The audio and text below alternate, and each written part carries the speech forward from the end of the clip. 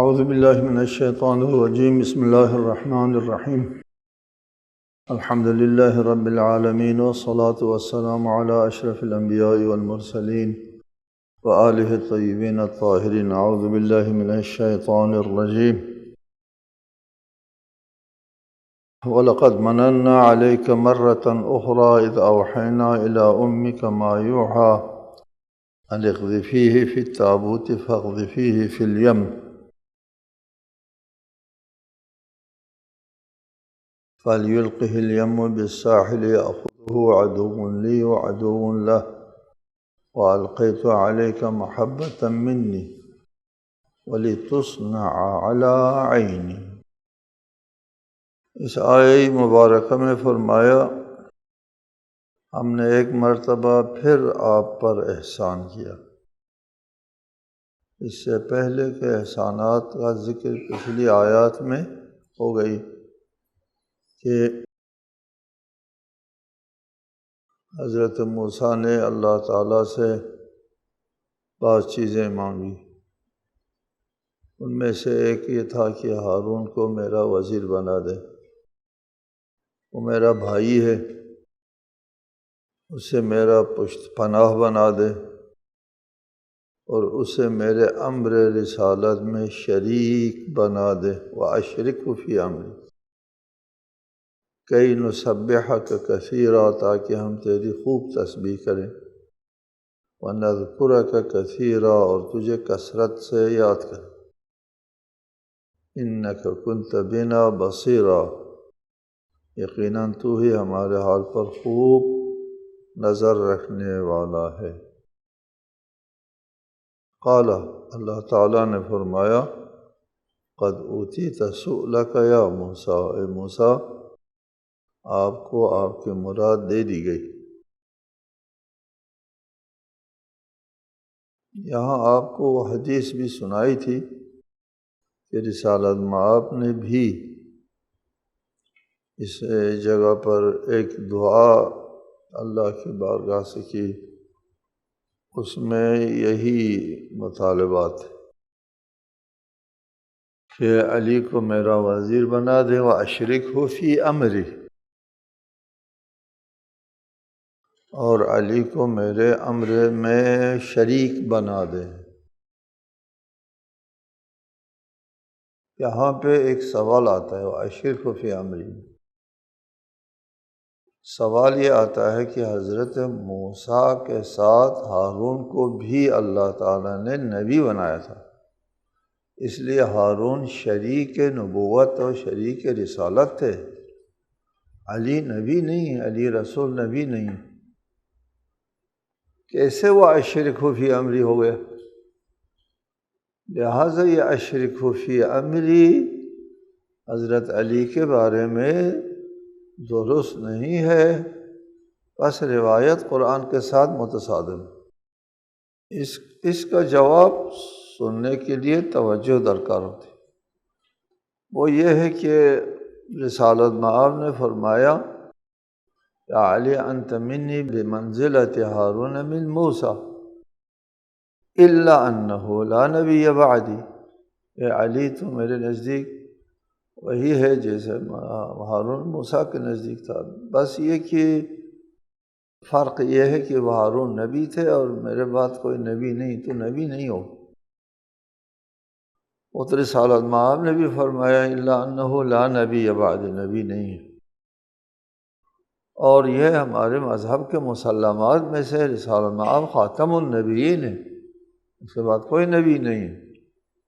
اب خود رسالت مآب نے فرمایا الا انہ لا نبی بعدی، ہارون کو جو نسبت موسیٰ سے وہ سارا تم کو میرے ساتھ حاصل ہے، لیکن یہ بات حاصل نہیں ہے نبوت والی بات۔ جب رسالت مآب نے فرمایا ہمارے مسلمات بھی یہی ہے کہ نبی کے بعد رسالت مآب کے بعد کوئی نبی نہیں ہے، تو اس دعا میں وَأَشْرِكْهُ فِي أَمْرِي کیسے درست ہوا؟ سوال کو میں نے پھر دہرایا اور مزید وضاحت کے ساتھ دہرایا، جو اس سوال میں جو دلیلیں پیش کی جا سکتی تھیں ان کے ساتھ دہرا دیا، سوال مضبوط ہو گیا۔ جواب یہ ہے کہ رسالت مآب پر جب وحی نازل ہوتی ہے تو اس وحی کا لوگوں تک پہنچانا رسالت مآب کی ذمہ داری ہے۔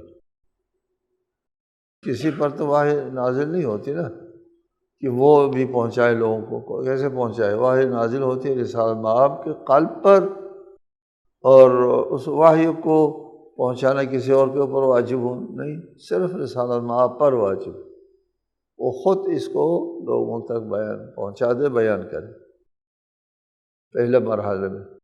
دوسرا مرحلہ جب رسالت مآب بیان کر چکیں گے،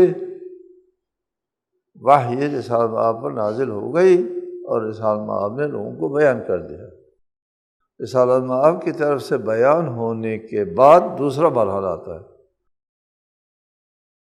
دوسرے مرحلے میں جن لوگوں نے سنا ہے رسالت مآب سے، ان پر واجب ہے وہ پیچھے والے لوگوں کو بتا دیں، ٹھیک ہے۔ دوسرے مرحلے میں جب وحی پہلے مرحلے میں ہوتی ہے تو خود رسالت مآب کو پہنچانا ہوتا ہے، کسی اور کے اوپر واجب نہیں ہے۔ جب وحی دوسرے مرحلے پہ آتی ہے، یعنی رسالت مآب لوگوں کو بیان کر چکتے ہیں، پھر سننے والوں پر سب پر واجب، ٹھیک ہے۔ پہلے مرحلے پر صرف رسالت مآب پر واجب ہے کیونکہ وحی ان کے سینے پر وارد ہوئی، نازل ہوئی ہے۔ دوسرے مرحلے پر سننے والوں کے اوپر بھی واجب ہے، رسالت مآب سے جس نے سنا ہے اس پر واجب ہے کہ باقی لوگوں کو سنائے۔ ایک اہم ترین مرحلے پر ایک ایسا موقع آیا کہ وحی پہلے مرحلے میں کیا ہے؟ رسالت مآب پر واجب ہے لوگوں تک پہنچانا، وحی یہاں ہے، لوگوں کو بتایا نہیں گیا۔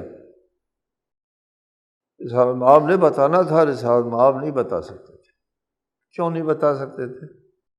چونکہ اس کو بتانا تھا حج اکبر کے موقع پر بتانا تھا، یوم الحج الاکبر ان اللہ بریء من المشرکین ورسولہ، یہ اعلان کرو حج اکبر کے دن، ادھر اور جگہ نہیں، مسجد نبوی میں نہیں، مدینے میں نہیں، کسی اور جگہ نہیں، حج اکبر کے دن اعلان کرو، اذن، اس کو اعلان براءت از مشرکین کہتے ہیں۔ یہ بہت اہم مرحلہ تھا۔ اس کے بعد مشرکین پھر حج میں شرکت نہیں کر سکیں گے، حج بیت اللہ کی طرف مسجد حرام میں داخل ہونا ممنوع ہو جاتا ہے، اہم ترین مرحلہ ہے۔ اس اہم ترین مرحلے میں رسالت مآب پر واجب تھا اس وحی کو یوم حج اکبر مینا میں جا کر حاجیوں میں اعلان کر کے سنا دے، ٹھیک ہے۔ رسول اللہ نہیں جا سکتے تھے، یہ کام نہیں کر سکتے تھے، یہ واجب تھا رسالت مآب۔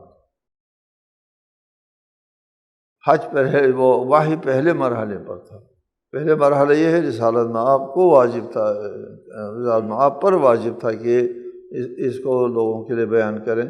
چنانچہ یہ بات بھی مسلم ہے، اختلافی مسئلہ بیان نہیں کرتا، کہ رسالت مآب نے حضرت ابو بکر کو بلایا اور یہ سورہ براءت ان کو تھمایا اور کہا جاؤ، میں خود اعلان نہیں کر سکتا، یہ مینا میں حج یوم الحج اکبر جو ہے وہاں اس کا اعلان کرو، یہ براءت از مشرکین والی آیت پڑھ کے سناؤ۔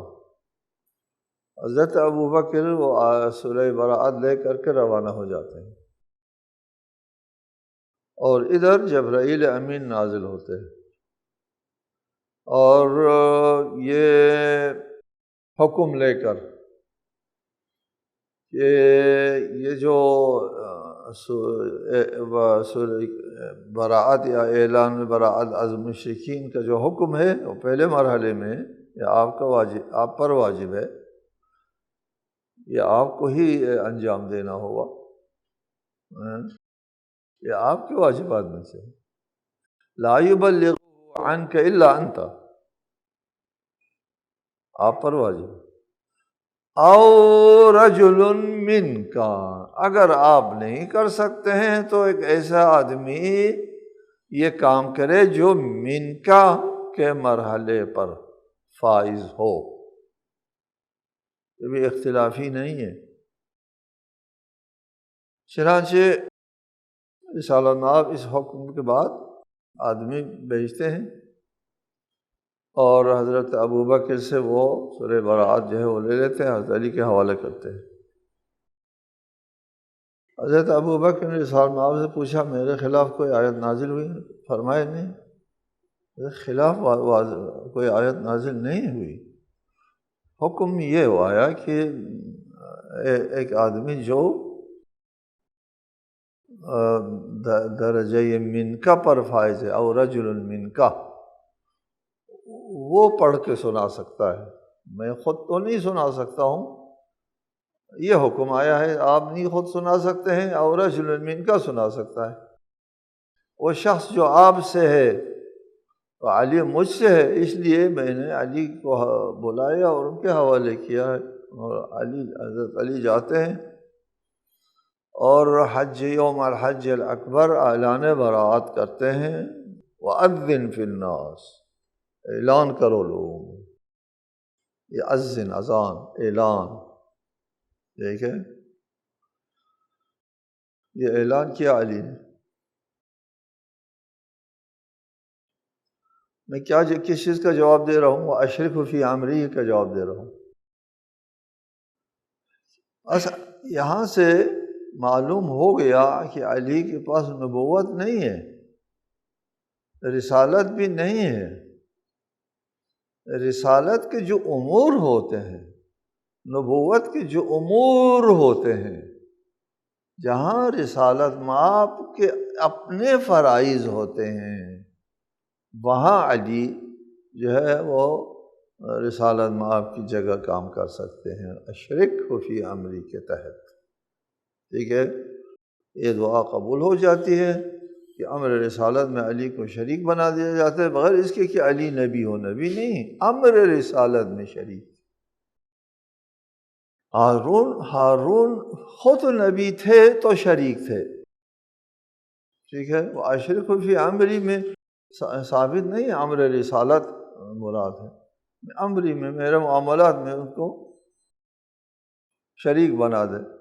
یہاں بھی حضرت علی علیہ السلام کو امر رسالت، نہ رسالت میں شریک نہیں ہے، رسول نہیں ہے، نبی نہیں ہے، لیکن امر میں شریک ہے، فی امری میرے ذمہ داریاں ہیں، میرے معاملات ہیں، اس کو انجام دیے میں شریک بنا دے، شریک بنا دیا اور کہا کہ اس کو آپ نہیں تو آپ کا بندہ جو آپ سے ہے وہ تبلیغ کرے۔ چنانچہ حضرت علی سورہ برات لے کر کے جاتے ہیں اور حج اکبر کے دن اعلان کرتے ہیں اللہ اور اس کا رسول مشرکین سے بری ہے، اور آج کے بعد مشرکین مکہ میں مسجد حرام میں داخل نہیں ہو سکیں گے، ٹھیک ہے۔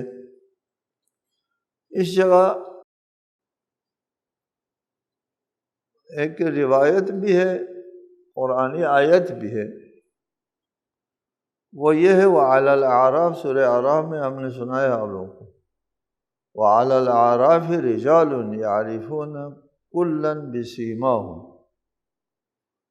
اعراف کہتے ہیں نا عرف الدابہ، اونچی جگہ کو کہتے ہیں، اور محشر میں یعنی قیامت کے میدان میں ایک اونچی جگہ ہوگی، رجالون، وہاں کچھ مردان حق ہوں گے، یعرفون کلان، سب کو پہچانتے ہوں گے، بسیماہم، ان کی شکلوں سے۔ شیعہ سنی مصادر میں ہے، اس میں ایک آیت بھی ہے فَأَذَّنَ مُؤَذِّنٌ بَيْنَهُمْ أَن لَّعْنَةُ اللَّهِ عَلَى الظَّالِمِينَ۔ بینہم، یہ جو اعراف میں جو رجال بیٹھے ہیں ان میں سے ایک اذان دینے والے نے اذان دے دی کہ ظالم لوگ اللہ کی رحمت سے دور ہو، قیامت کا مسئلہ ہے، محشر میں جب اللہ کی رحمت سے جب دور ہوتا ہے تو وہ جنت تو نہیں جا سکتا نا، وہ کہاں جائے گا؟ جہنم۔ جہنم جانے کا اعلان یہ وہ مؤذن کرتا ہے، یہ اذان دینے والا۔ کہاں اذان دینے والا؟ اعراف کے اوپر اذان دینے والا، وہ ظالمین کو اللہ کی رحمت سے دوری کا اعلان کرتا ہے۔ علی خود فرماتے ہیں انا المؤذن فی الدنیا والآخرہ، میں دنیا میں کا بھی مؤذن ہوں، یعنی مینا حج اکبر کا مؤذن، وانا المؤذن فی الآخرہ، اعراف کا بھی مؤذن میں ہوں، یہ دونوں مؤذن میں ہوں، ٹھیک ہے۔ دنیا میں حج اکبر کے موقع کے اوپر جو اذان ہے، اس اذان میں کہا ہے اللہ اور رسول مشرکین سے بری ہے، مشرکین کے خلاف اعلان تھا، ٹھیک ہے۔ لیکن اعراف کے اوپر ظالمین کے خلاف اعلان، یہ مشرکین سے ظالمین کا دائرہ وسیع تر سا ہو جاتا ہے، ٹھیک ہے۔ ہر مشرک ظالم ہے لیکن ہر ظالم مشرک نہیں ہوتا، یہ ظالم کا دائرہ وسیع تر ہو جاتا ہے۔ لہٰذا یہ اعتراض نہیں آتا واشرکوا فی امری، جو ہے وہ علی کے اوپر صادق نہیں آتا، اور یہ روایت قرآن سے متصادم ہے۔ یہ واقعہ شاہد ہے کہ رسالت مآب کے امر رسالت میں بغیر اس کے کہ علی مقام نبوت یا مقام رسالت پر فائز ہو، امور رسالت میں، رسالت کے جو تبلیغی معاملات میں علی کو اللہ تعالیٰ نے شریک بنا دیا۔ وَلَقَدْ مَنَنَّا عَلَيْكَ مَرَّةً أُخْرَى، اللہ تعالیٰ حضرت موسیٰ سے فرماتا ہے کہ ہم نے ایک مرتبہ پھر آپ پر احسان کیا، اذ اوحینا الی امک ما یوحی، کہ ہم نے آپ کے مادر گرامی، آپ کے والدہ کی طرف اس بات کا الہام کیا کہ جو الہام کے ذریعے کی جانا تھی، جو الہام کی جانا تھی، ما یوحی، آپ کے ماں کو ہم نے ایک بات سمجھا دی، آپ کی ماں، آپ کے والدہ کے دل میں ایک بات ہم نے ڈال دی۔ وحی اور الہام میں فرق پہلے بھی بتا دیا ہے آپ کو۔ وحی جو ہے وہ لفظوں میں ہوتی ہیں، لفظوں میں، عبارت میں، آواز کے ساتھ وحی کی آواز سنائی دیتی ہیں، ہر کوئی نہیں سن سکتا، یہ بھی بتا دیا آپ کو۔ جو وحی سننے کی اہلیت و قابلیت رکھتی ہیں جو ذات، جو ہستی، وہ وحی کی آواز کو سن لیتی ہیں، آواز ہوتی ہیں، حروف ہوتے ہیں، حروف و اصوات پر مشتمل۔ لیکن الہام نہ آواز ہوتی ہے، نہ حروف و اصوات، نہ عبارت ہوتی ہے، ایک بات ذہن میں ڈال دی جاتی ہے، ٹھیک ہے، عبارت نہیں ہوتی، آواز بھی نہیں ہوتی، مطلب ذہن میں ڈال دی جاتی ہے، اس کو الہام کہتے ہیں، ٹھیک ہے۔ وحی انبیاء کے ساتھ مختص وحی جو لفظوں میں، عبارت میں ہوتی ہے، لیکن الہام جو ہے وہ مختص نہیں ہے، ہاں جی، کہ ہم نے شہد کی مکھی کے اوپر وحی کی، وحی یعنی اس کے خلقت کے اندر ایک بات ودیعت کی ہے اللہ تعالیٰ نے۔ مادر موسیٰ کے دل میں بات ڈال دی، کیا؟ ان اقذفیہ فی التابوت فاقذفیہ فی الیم، ان اقذفی، اقذف، اقذفا، اقذفو، اقذفی، پھینک دو، ڈال دو، خطاب ہے نا والدہ سے، حضرت موسیٰ کی ماں سے، اقذفی، ڈال دو، ہی، اس بچے کو، فی التابوت، تابوت میں، فاقذفی، فاقذفی، پھر ڈال دو، ہی، اس کو، فی الیم، دریا، ٹھیک ہے۔ یہ حضرت موسیٰ کی والدہ کے ذہن میں یہ بات ڈال دی جاتی ہے، کیوں دریا میں ڈال دیا بچے کو؟ اللہ تعالیٰ نے یہ ذہن میں ڈالا۔ اور بات یہ تھی، روایت ہے کاہنوں نے فرعون سے کہا کہ ایک بندہ آئے گا بنی اسرائیل کا اور تیرے تخت و تاج کو تباہ کر دے گا۔ اچھا، پھر بنی اسرائیل کے جو بھی بچہ پیدا ہوتا ہے وہ قتل۔ اس خوف کی وجہ سے حضرت موسیٰ کی والدہ نے موسیٰ کو دریا میں ڈال دیا، تابوت میں رکھ کر، صندوق میں رکھ کر کے۔ اللہ کا یہ حکم آتا ہے فَلْيُلْقِهِ الْيَمُّ، آپ صرف سے واقف ہے نا کہ یہ امر غائب ہے۔ یم کو چاہیے، دریا کو چاہیے کہ اس کو ڈال دے، بالساحلی، کنارے پر۔ دریا کو بھی حکم ہوتا ہے۔ حضرت موسیٰ کی والدہ کو الہاماً حکم ہوتا ہے، دریا کو تکویناً حکم ہوتا ہے۔ دریا مکلف تو نہیں ہے، یہ وہ تشریعی حکم ہو جائے۔ تکویناً دریا کو حکم ہوتا ہے کہ وہ اس کے وہ انحراف نہیں کر سکتا نا۔ اللہ تعالیٰ کا حکم تکوینی قابل انحراف نہیں ہے، اللہ کا حکم تشریعی قابل انحراف ہے۔ لوگ اس کو مانتے بھی ہیں، نہیں بھی مانتے ہیں۔ حکم تکوینی اذا اراد شیئا ان یقول لہ کن فیکون، وہ کن فیکونی ہوتا ہے اللہ تعالیٰ کا حکم تکوینی۔ تو اس حکم تکوینی کے تحت دریا کا حکم مل گیا کہ ساحل پہ ڈال دو۔ ایک یأخذہ عدو لی وعدو لہ، تاکہ اس کو پکڑ لے کون؟ جو میرا بھی دشمن ہے، اللہ کا دشمن ہے، اور اسی بچے کا بھی دشمن ہے، وہی اس کو پکڑ لے، اسی کے حوالے ہو جائے۔ وَأَلْقَيْتُ عَلَيْكَ مَحَبَّةً مِّنِّي، اور اے موسیٰ میں نے اپنی طرف سے محبت تمہارے اوپر ڈال دی، یعنی تم کو محبوب سا خوبصورت سا بچہ بنا دیا کہ تم کو دیکھتے ہی دل مول لے اور تیرے ساتھ کوئی زیادتی کرنے کے اصلاً سوچ نہ سکے، محبت ڈال دی۔ چنانچہ روایات میں کہتے ہیں کہ قصر فرعون جو ہے وہ دریائے نیل کے ساحل پر تھا، اور دن کے کسی حصے میں خواتین جو ہے وہ ساحل آب پر بیٹھا کرتی تھیں۔ اسی وقت ڈال دیا۔ حضرت موسیٰ کی والدہ کا گھر بھی دریا کے نزدیک تھا، اور اس وقت حضرت موسیٰ کو ڈال دیا کہ وہ خواتین لب آب بیٹھتی ہیں۔ وہ اس وقت وہ دریا کے اوپر بھی واجب تھا کہ وہ اس کو خواتین کے نزدیک پھینک دے، ورنہ دور ہو تو خواتین تو نہیں پکڑ سکتی تھی اس کو، اس تابوت کو۔ ساحل کو حکم تھا کہ وہ خواتین کے پاس ڈال دے ان کو۔ چنانچہ وہ تابوت جو ہے وہ خواتین کے بالکل دسترسی میں آ جاتا ہے اور وہ پکڑ لیتی ہیں۔ اس تابوت کو کھول کے دیکھتے ہیں، بہت خوبصورت بچہ ہے، جی دل مول لیا، اور حضرت موسیٰ نے خواتین کے دل پر قبضہ جما دیا۔ القیت علیک محبۃ منی، محبت بھی ڈال دی۔ یہ تدبیر الہی ہے۔ وَلِتُصْنَعَ عَلَىٰ عَيْنِي، تاکہ آپ میرے سامنے پرورش پائیں۔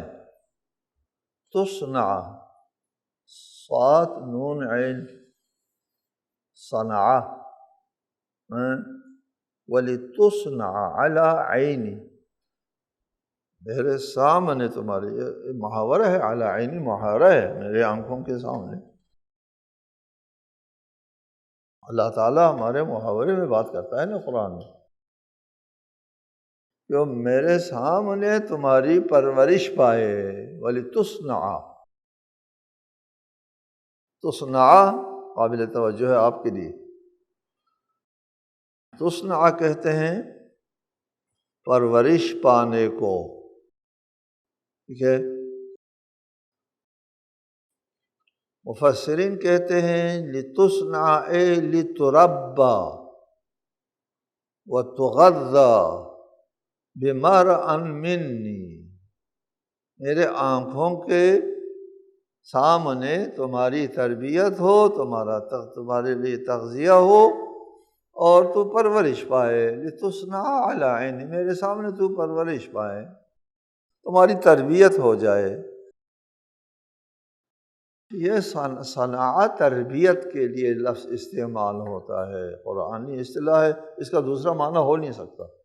یہ لتصنع یعنی لتخلق علی عینی، میرے سامنے تو خلق ہو جائے، خلق رحم مادر میں اللہ تعالیٰ کی طرف سے ہو گیا، یہ خلقت کے معنی میں نہیں ہوتا۔ یہ صنع جو ہے وہ تربیت کے معنی میں ہوتا ہے، قرآنی اصطلاح ہے، عربی اصطلاح ہے، بہت سے محاورات ہیں اور روایات بھی ہیں، اس روایت سے غلط معنی نہ لو، صحیح نہیں ہے، قرآن کے خلاف، مسلمات کے خلاف ہے۔ ناحیہ کے حدیث میں، حدیث ناحیہ امام زمانہ کی طرف سوالات کرتے تھے، جوابات آتے ہیں، وَنَحْنُ صَنَائِعُ رَبِّنَا وَالْخَلْقُ بَعْدُ صَنَائِعُنَا، ہم اللہ کا پروردہ ہیں اور اس کے بعد لوگ ہمارے پروردہ ہیں، صنائعنا۔ اس کا مطلب یہ نہ لو کہ ہم اللہ کے مخلوق ہیں اور لوگ ہمارے مخلوق ہیں، معاذ اللہ، یہ تو مشرکین بھی اس بات کے قائل نہیں ہیں۔ اگر مشرکین سے سوال ہو جائے کہ آسمان زمین کو کس نے بنایا تو لَيَقُولُنَّ اللَّهُ، وہ کہتا ہے کہ اللہ نے بنایا۔ مشرکین بھی اللہ کو خالق سمجھتے ہیں، یہ تو حتیٰ مشرکین بھی غیر اللہ کو خالق نہیں سمجھتے۔ دنیا میں مشرکین سے بدتر کوئی منکر خدا نہیں ہے، اللہ کی حیثیت کا منکر، وہ بھی اللہ کے علاوہ کسی کو خالق نہیں سمجھتے۔ تو کیسے ہو سکتا ہے کہ نحن صنائع ربنا والخلق بعد صنائع؟ نہج البلاغہ میں بھی اس عبارت ہے، فإن صنائع ربنا والناس بعد صنائع لنا، یہ کہ ہم اپنے رب کے پروردہ ہیں اور لوگ ہمارے پروردہ ہیں۔ اچھا، صنع لفظ صنع جو ہے وہ پرورش کرنے کو اور احسان کو بھی کہتے ہیں، یہ احسان کو بھی کہتے ہیں۔ بہت سے روایت موجود ہے، ایک روایت پر میں ہم گفتگو ختم کرتے ہیں، اس روایت المن یہدم الصنیعہ، المن یہ جتانا جو ہے، جتانے سے احسان ختم ہو جاتا ہے۔ آپ نے جتا دیا، میں نے آپ کو نہیں وہ کیا تھا، آپ پر احسان نہیں کیا تھا، آپ کے ساتھ یہ تعاون نہیں کیا تھا، آپ نے جتا دیا، آپ کا صنیعہ ختم ہو گیا۔ یہدم الصنیعہ، آپ کا احسان ختم ہوتا ہے۔ احسان کے لیے بھی یہ لفظ استعمال ہوتا ہے، عام معلوم اور مشہور ہے، مسلم ہے، لفظ صنع کس معنی میں استعمال ہوتا ہے۔ السلام علیکم ورحمۃ اللہ۔